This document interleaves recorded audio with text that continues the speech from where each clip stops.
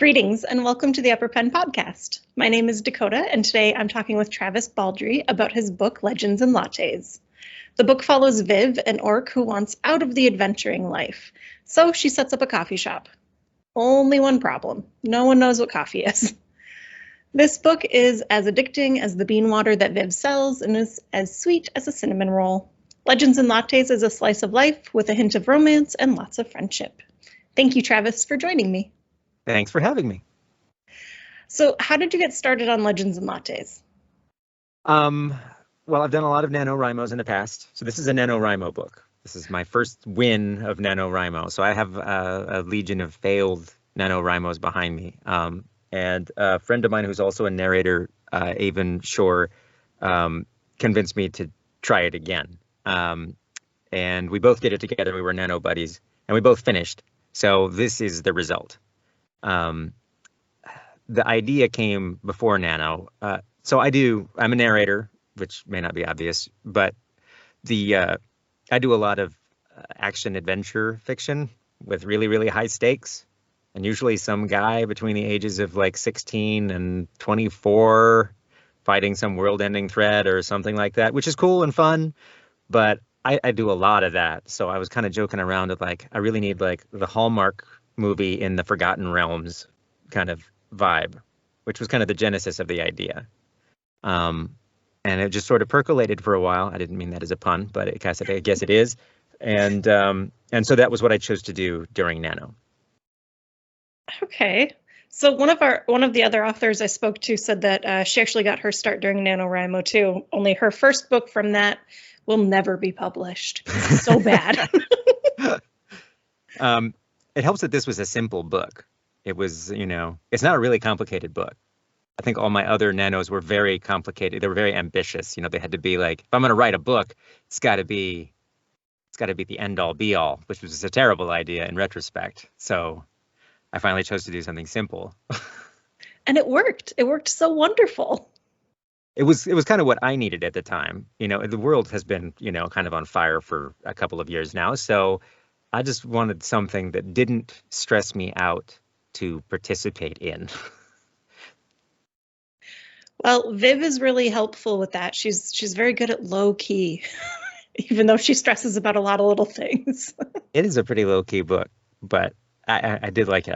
I liked doing it. I enjoyed doing it. I mean, there's just the grind of like, oh no, I need to get my words today. But overall, it was pretty pleasant. And, then afterward, I just decided, well, I work with authors all the time who are indie, who do self-publishing. And I thought, well, I just want to know how that works. So I guess I'll publish it. And so I just went through the process and learned everything I could and did the publishing mostly to figure out how it worked. And then I was surprised that anybody wanted to read it. So. It was so good, though. So a lot of people want to read it, I'm betting. I mean, many more than I expected. And that cover was great. So, my God, yeah. The cover landed. Anyway, it's been a really pleasant experience. It's been really unexpected and really nice. And the nice thing is because it's a book about people mostly being nice, and it's a friendly book, and it's about people who are like coming together and building their relationships in various different ways and, kind of sorting out community. The feedback you get is also kind of along those lines. So it's like kind of reflective, which has been also really nice because I could use a little of that. So it's been very, very pleasant and touching in a lot of ways that I didn't expect it would be. So tell me about Viv and how she got started. I wanted to have like this dramatic difference between what someone did and what they wanted to do.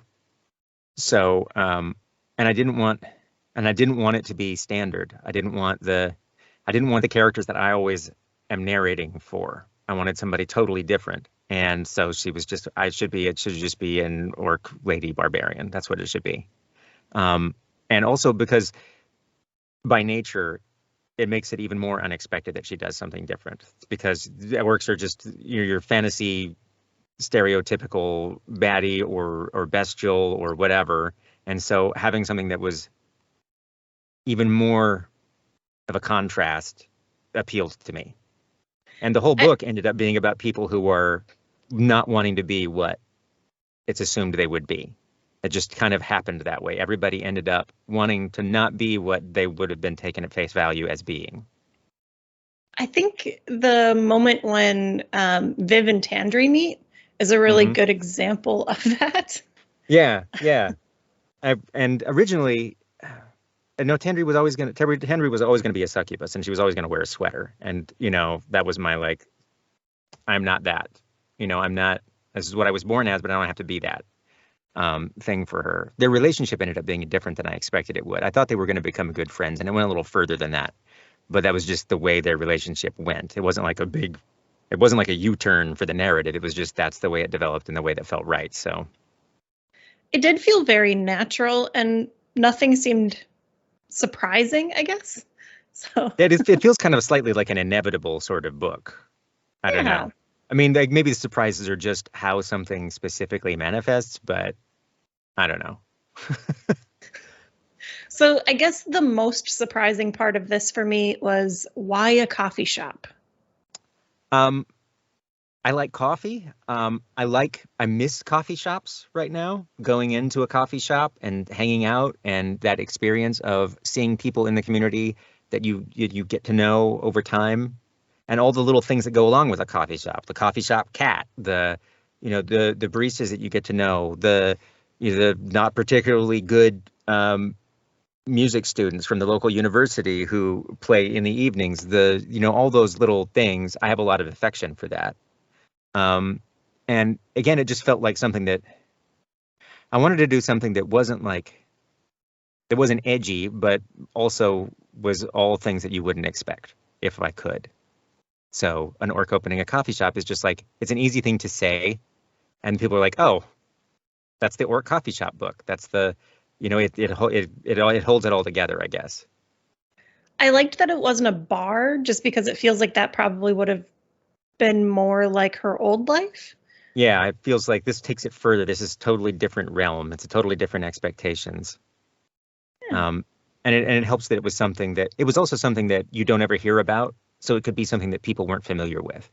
So if you opened a bar, everybody would know what that was. But if you open a coffee shop, I have the potential to set that up as something unknown, but also that's relatable and kind of cozy. So if I wanted it to be something that was welcoming and that I had like a fond association with, but that wouldn't exist in a fantasy world, then that felt like the thing that that's just sort of how it worked out.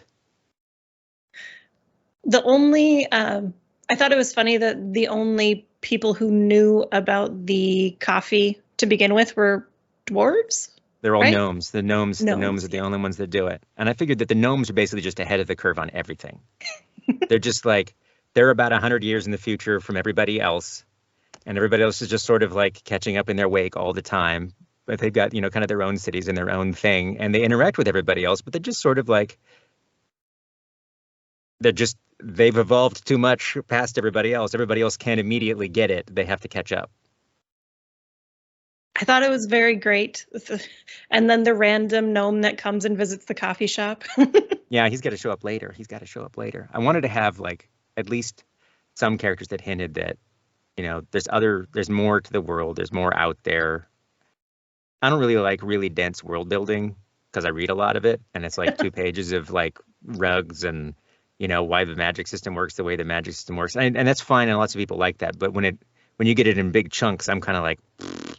So I appreciate like the lightly sketched world building that kind of layers over time.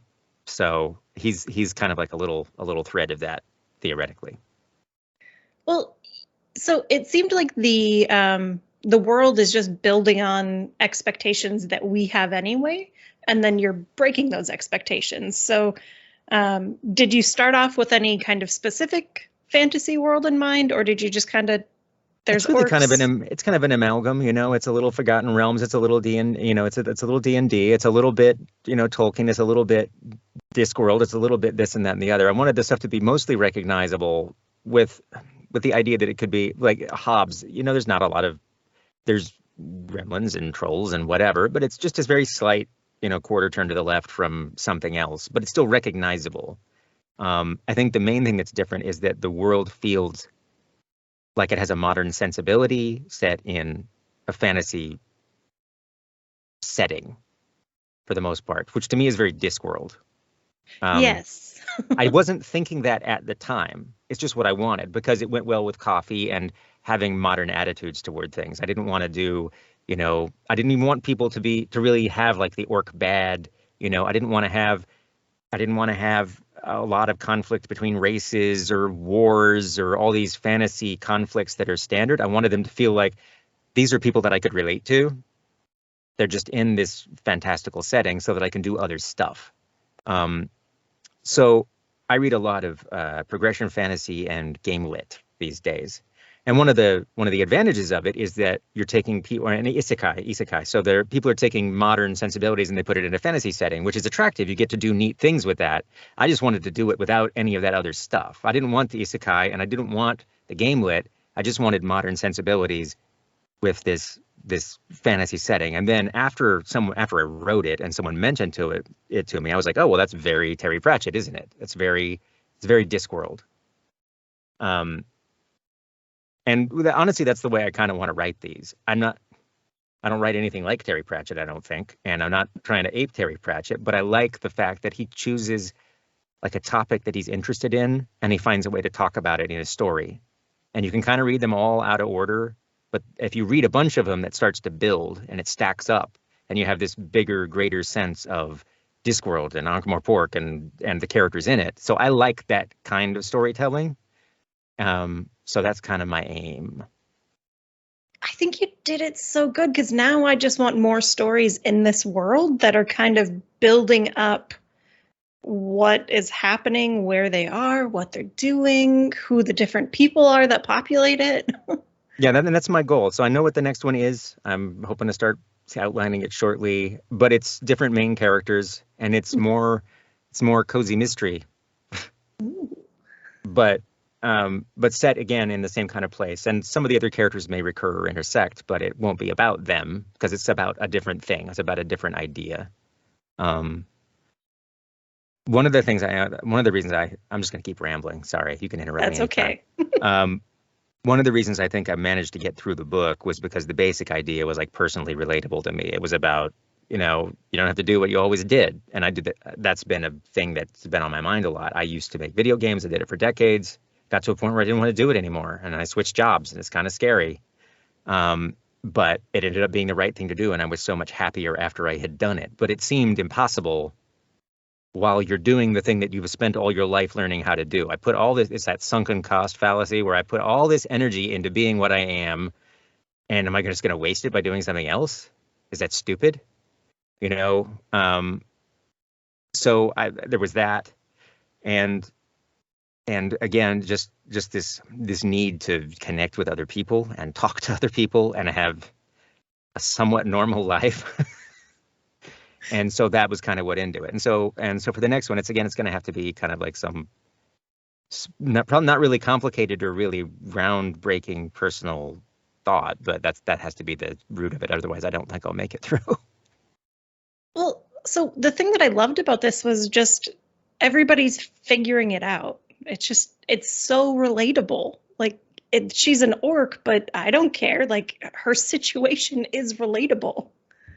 I had something that was really unexpected. It was a guy who he had retired from the military, and he was like, I was really related to this book because I'm coming back and I've got to put together a life right now, which was really unexpected to me. But it was like, it's amazing how the common experience happens in really, really different ways for totally different reasons.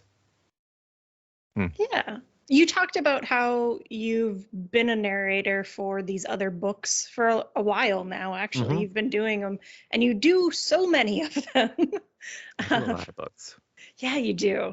Has being a narrator for like Will White and Dakota Kraut books kind of shaped how you would have written this or told you, like, I don't want to go that way? I learned a lot from narrating books. I think I learned a lot more than I thought I learned because, well, for a couple of reasons. Because you read a wide variety of stuff at various degrees of quality. Yeah. And the rougher books are the most work because you're identifying what they want to do and trying to get them there. And you can't help but see shortcomings as people are learning to write or it's their first book or whatever, and you're kind of absorbing all of these lessons like really, really fast. And you can't skip, you can't skim. So if we read a book that has like slow parts or sloggy bits or stuff that you don't particularly like, and you're reading it, you just skip it.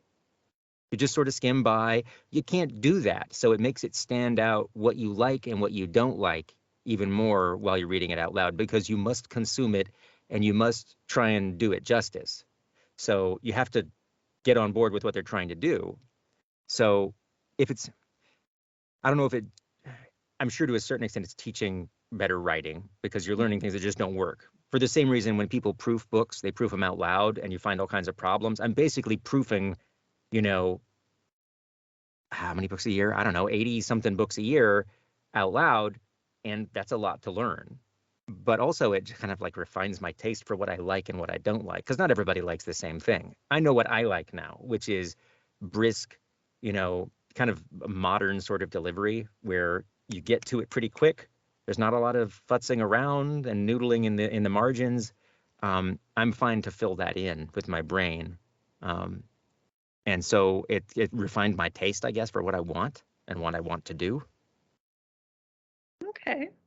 Do you think you're going to be a little bit more discerning about whose audiobooks you take on or what audiobooks you take on?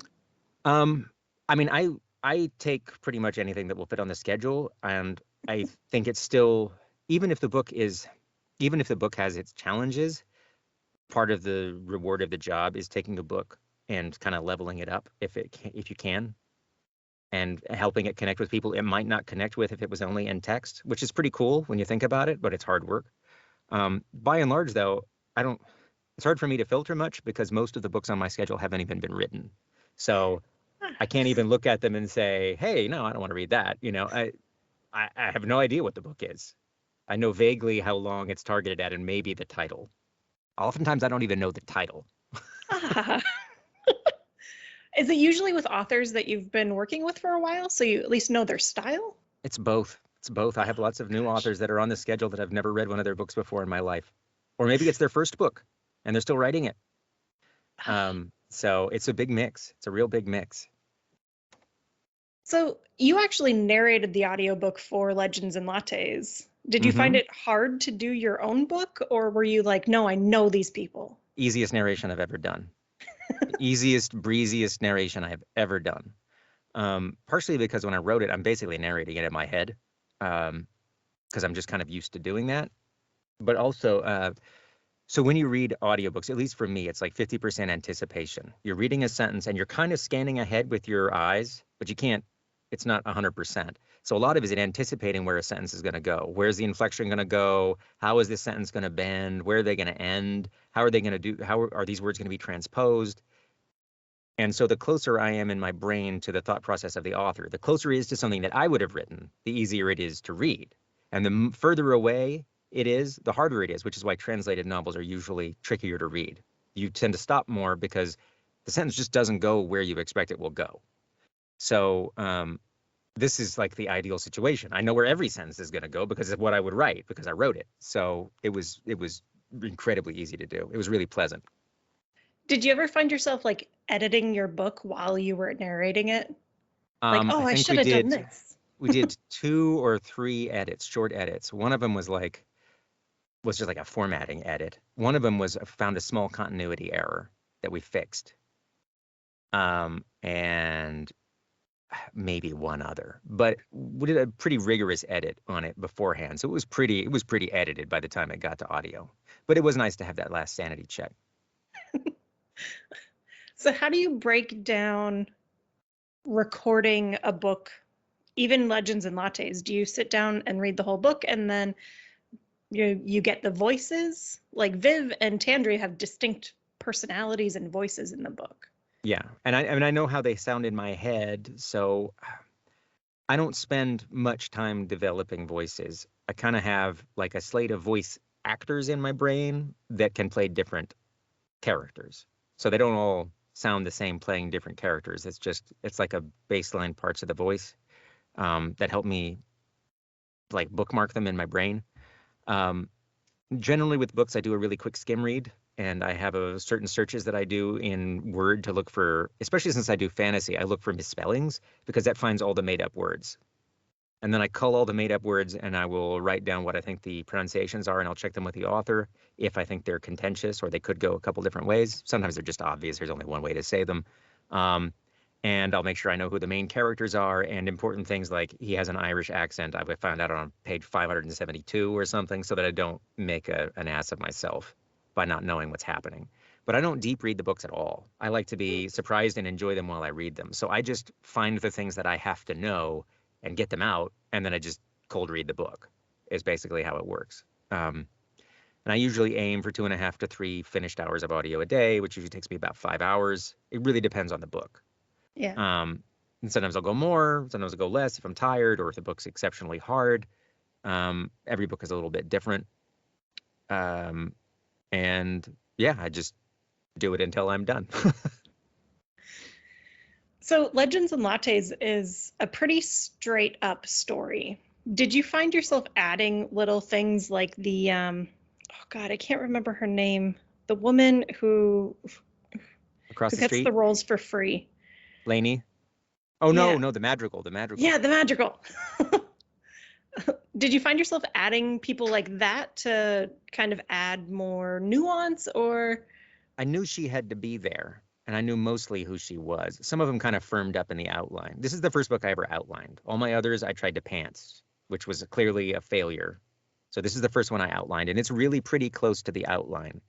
The main things that got added were little scenes after the fact that just needed just a tiny bit more. Just needed another scene with this character. You know, they needed to spend a little more time together. So and so needed to recur a little bit. But the through line and most of the bones of it were all there at the beginning, at least during the outline. I kind of figured out things that were missing during the outline.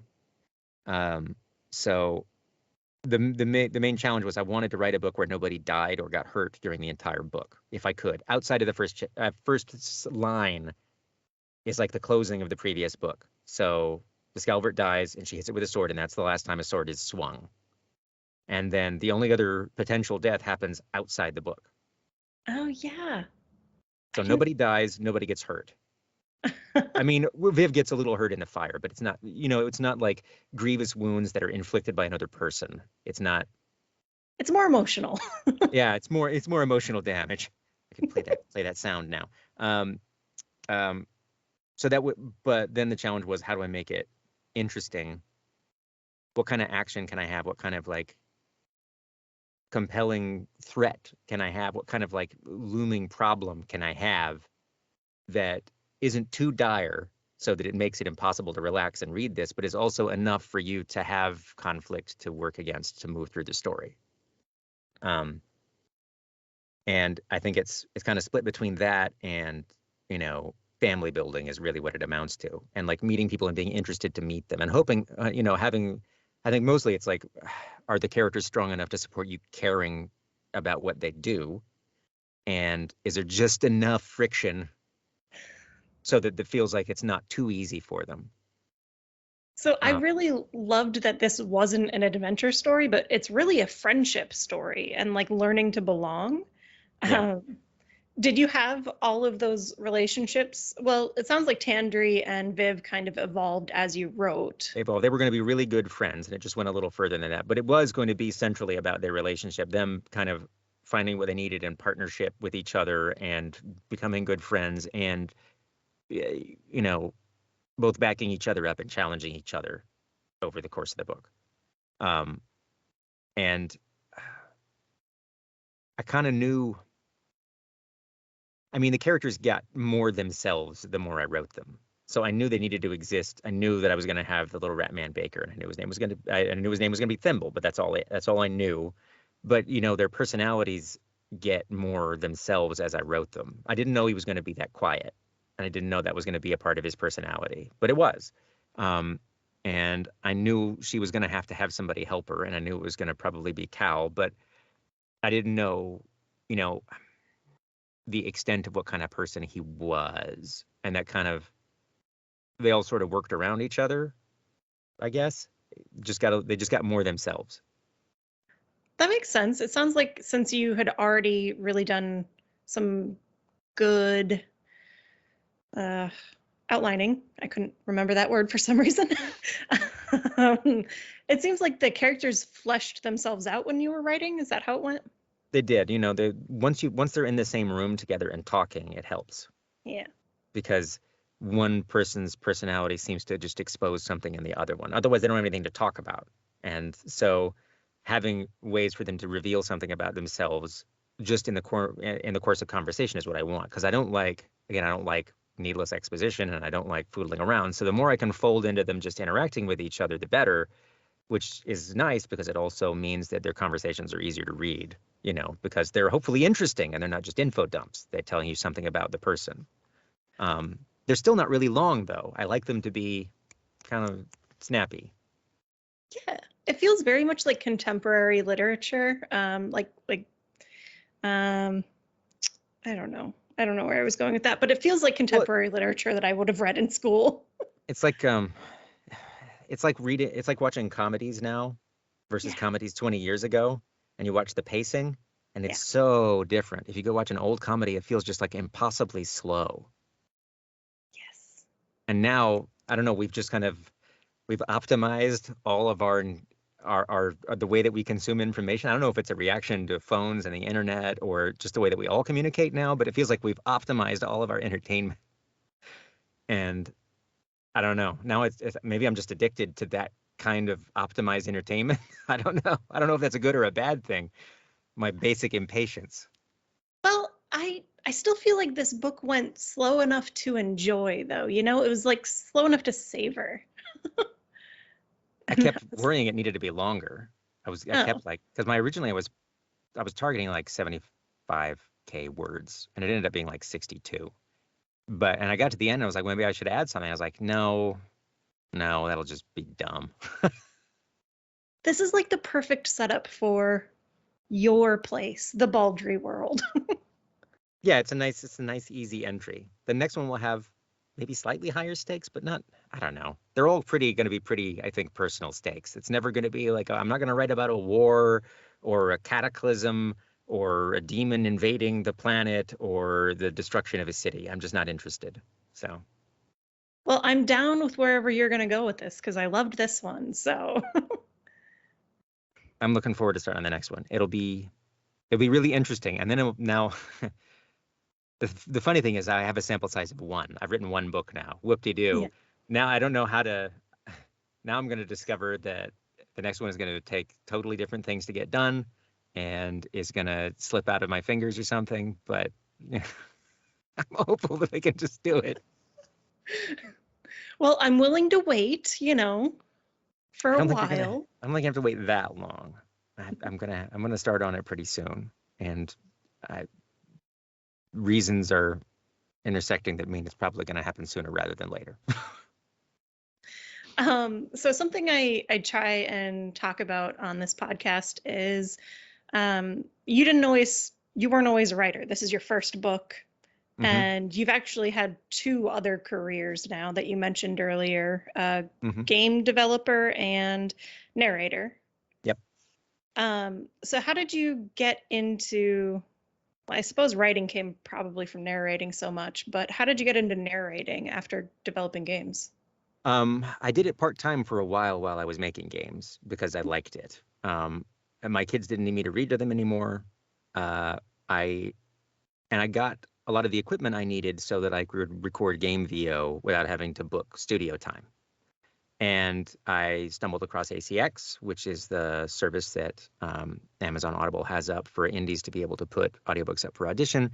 And I ended up doing some books, and I discovered that I really liked it. And so I kept doing it on the side. I do a book or 2 a month or whatever. And at some point when I was wrapping up the last game that I did, I was like, you know what? I've got enough books, and people ask for me consistently enough that I could probably just do that full time. And so then I gave the people that work with me like a year advance warning, and I just slowly switched over and started doing it full time. And I think I've been full time for a little over 2 years now, and I just really like it. So, and I plan to continue doing it because it's really rewarding and enjoyable. I like to read. I get lots of books to read, and I kind of get the ideal version of books. because I can't skim. I'm a real skim reader. When I'm reading on, I put things down, I skim it, this way I can't. So it's like I have to get all the juice out, which is nice. Um, so yeah, that's how I ended up doing that. I wanted to be a writer when I was a kid. I wrote terrible, X number of chapters of novels when I was in high school and wrote short stories and did creative writing. And so I've always liked it, which is one of the reasons I like audiobook narration, because I like words, I like stories. But so, and I don't anticipate this taking over my life and being my job. I like doing audiobook narration. It's nice when somebody else does all the hard work and all I have to come in and try and make it sound cool. Writing stories is hard, a lot harder than narrating, I think. Oh, I think that's up for debate. Narrating seems so hard. Like I've watched Jeff Hayes do his clips, and I'm like, oh, you work so much harder than I do. There's different kinds of like labor, right? There's the labor where you have to pull the idea up out of the mud, and then there's just like chunking away at it and doing work that you already know how to do. So there's like discovering something and doing something that maybe is challenging, and they're really different. And so pulling the story up out of the mud, it feels unpredictable. Like once you've read X number of books, you can do it. If somebody puts the text in front of you, you can just read it. You'll do maybe you won't do as good as with somebody else, but you'll get it done. If you start a story, it's like there's no guarantees. The thing that comes out might not work at all. Maybe no one will like it. Maybe it doesn't function. Maybe it's busted and my idea was terrible. That's more scary. Yeah, I could see that. Yeah. It's also so much more time consuming. I finished narrating a book in 3 or 4 days. Nobody writes a book in 3. Somebody does, but not me. I feel like Brandon Sanderson does. What the heck happened? I think he just has nighttime stenography. That could be. So I follow you on Twitter, and I generally enjoy what you tweet. And a week or two ago, you mentioned something about somebody sent you a really mean email. They did. It was game development. Yeah. Yeah. That's a common thing in game development if you're public at all. That's crazy. Which is another reason I enjoyed switching over to audiobook narration. Game development has a really different expectation from the people that consume it. Some small subset of the people that consume it, right? Book people are mostly really cool. And game people are mostly really cool, but there's a lot of game people and there's a small subset that is not cool. And they're very vocal about how not cool they are. There's also like this different expectation. Like if you put out a book and somebody doesn't like your book, they just give you 1 star or 2 stars or whatever, and they move on with their life. Yeah. They don't demand that you rewrite the book for them. In gaming, if somebody doesn't like something you do, they haunt you and dox you and travel and follow you across message boards, and they demand that you change the game to suit their needs after the fact, because the expectation is that the game is a service and it is something that can respond to their negative feedback and be altered to suit them, which is a totally different mindset than people have about books or audiobooks or anything like that, or movies even. You don't decide that you don't like the last Marvel movie in the Avengers and be like, well, I need you to reshoot the ending for me. That doesn't happen because it's silly. It shouldn't happen, but you handled it so well. You were very calm and respectful. It's easier to do when you're not doing the job anymore, too. There's like when you're in the job and you have to go to work tomorrow and still potentially deal with these people and consider them a customer that your livelihood may depend on. You still have to be really nice, but it's like it's more abrasive and it's harder on you. Now, I don't need them as a customer. My life does not depend on them. My livelihood doesn't. So I'm just going to be like, okay, and they apologized. Oh, okay. They sent me an apology. I said, I think this is not going to go the way you go, and I posted that on Twitter with them redacted, and it did not go the way that they thought it would go, and so they read it and they apologized. Yeah. So it's like that. To me, that felt like a win. Like, okay, I showed you what this is like. I showed you like the impact of this, and maybe you'll think about it differently now. So great. Yeah. It's a nice learning moment for them, but also really shitty to have opened an email that said that. Yeah. Yeah. But like I said, it's not anywhere near as bad as it used to be. And I have a really thick skin at this point from decades doing game development. So if somebody doesn't like a book I do or write, what I write or what I read, I mean, I'm like, oh, that sucks. But it's not world ending for me the way I think it is for a lot of people, because my tolerance had to be jacked so high that I'm calibrated differently at this point. So I want everybody to love my book or my narration or whatever, but if they don't, it's okay. So I've been on a lot of like LitRPG and game lit and fantasy like subreddits and Facebook groups, and anytime anybody mentions Travis Baldree, there is just love. There's only love. I mean, somebody will always not like. I get up every day and I think somebody out there hates what I'm going to do today, because somebody does. Somebody just doesn't. They just don't like the sound of your voice, or something. You remind them of their teacher they had that was mean to them. There's nothing you can do about it. Somebody out there doesn't like you or something you did, and that's okay. Especially in books, because again, they don't haunt you with it. So there's 1 stars. I've got 1 stars. The people have written reviews where they didn't like what I did, and that's okay, because it's one thing. Yeah. And you produce so much, so much. How do you have time for life? I don't know. I'm a nerd. I'm pretty optimized about it. Also, I've been trapped in my house for 2 years, so Yeah. mostly, or in the deep dark of winter. The world's opening up a little, but the hour game again. I don't want to compare to game development again, but game dev is you work a lot of hours. It's a lot more than 8 hours a day, and I can't work in my booth for more than 5 or 6 hours a day. I physically can't, or my voice gives out. So I have like a hard daily limit on how much I can do. I record almost every day, but even that I can only do for so long before I got to take a break. And so there's just this nice physical limitation. But I don't know. I'm also reasonably efficient, and I'm a nerd, so I have a really streamlined production process. I didn't have the software I needed to produce audio the way I wanted to, so I wrote some and put it in, and I solved problems I needed. It was very helpful to be an engineer. So, that was useful. That is very handy when you just know how to do that. So I've got my production timeline pretty fast. So I do 6 to 7 books a month. It just depends on length. And so I want to say that's you probably do 65 to 75 hours of audio a month, more or less. And I have a dedicated proofer who does all of my proofing, and she's incredibly fast. So from starting a book to having final audio is usually like a week and a half to 2 weeks, and then it's done. And at this point, I'm kind of, once you've worked in the ACX system for long enough and done enough books, you kind of get reclassified so that your stuff gets published quickly. So my stuff goes up within 24 hours. So we have a really tight turnaround for audio, and you just do it. And so we managed to chunk a lot out. Not enough, but. What high expectations you have, not enough. Well, I mean, people ask to do stuff and you try and schedule them. It's kind of like, so there's a big difference between doing audiobooks for indies and doing audiobooks for like a big publishing house. Because the big publishing house had the book done a year ago, and they've been assembling all of their media and waiting for their slot and doing all this stuff. But an indie finishes writing it, and tomorrow they put it out.